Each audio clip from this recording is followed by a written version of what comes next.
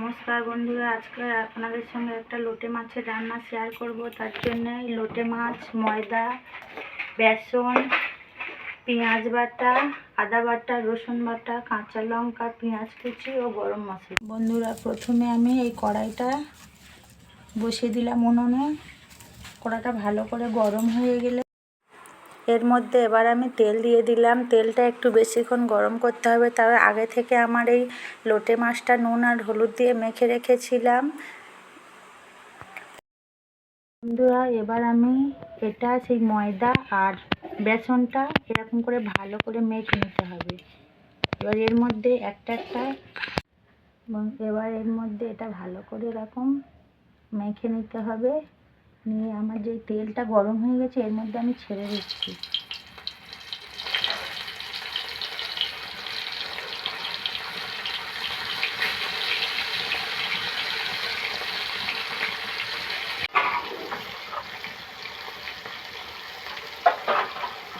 এবার এই মাছটাকে এরকম উল্টে দিতে হবে।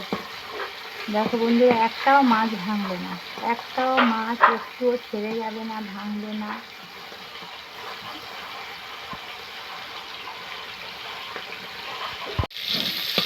আমার মাছটা এবার ভাজা ভাজা হয়ে গেছে।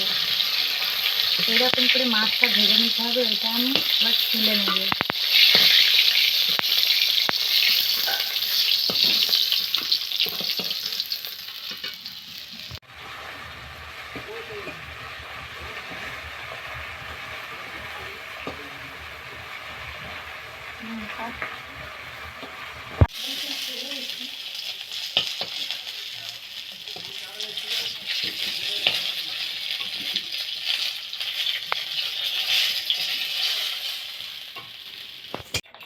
এবার আমি এই কড়াতে তেল দিলাম। একটু বেশি পরিমাণে তেল দিতে হবে। দিয়ে তার মধ্যে আমাদের পেঁয়াজ কুচিটা দিয়ে দিলাম।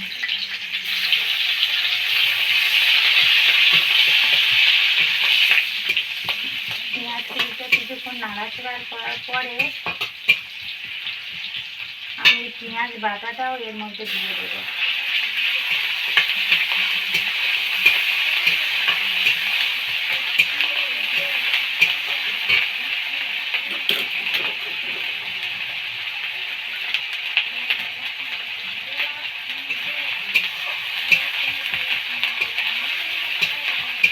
এই পেঁয়াজের ভাজাটা লাল লাল হয়ে গেছে। এর মধ্যে আমি আদা বাটাটা দেবো, রসুন বাটাটা দেবো। দিয়ে এর মধ্যে আমি দেবো একটু হলুদের গুঁড়ো, 2 চামচ লবণ দেবো।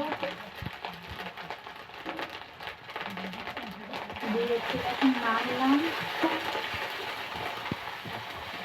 এর মধ্যে একটু লঙ্কার গুঁড়ো দিয়ে দেবো।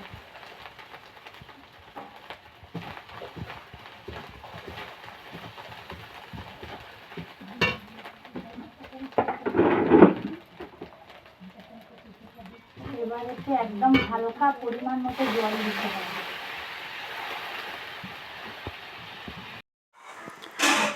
তরকারিটা কেমন ফুটছে, এবার এর মধ্যে আমার আগে থেকে ভেজে রাখা মাছটা এর মধ্যে দিয়ে দিচ্ছি। মাছটা বেশিক্ষণ ফোটালে হবে না, হালকা করে ফুটিয়ে মাছটাকে নামিয়ে নিতে হবে।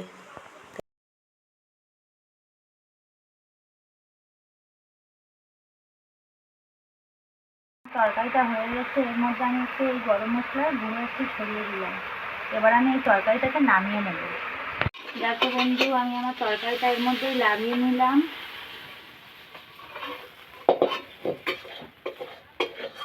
যেমন তরকারিটা দেখতে হয়েছে দেখো বন্ধুরা। আমি এই কাঁচা লঙ্কাগুলো দিয়ে দিলাম। বন্ধুরা, আমার এই তরকারিটা যদি আপনাদের ভালো লেগে থাকে তাহলে আমাকে কমেন্ট করে জানিও। একটা লাইক, শেয়ার ও সাবস্ক্রাইব করো আমার পাশে থেকে। আমার এই রান্নাটা যদি আপনাদের পছন্দ হয় কমেন্টে আমাকে জানিও। আমাকে একটা লাইক, শেয়ার, সাবস্ক্রাইব করো আমার পাশে থেকে।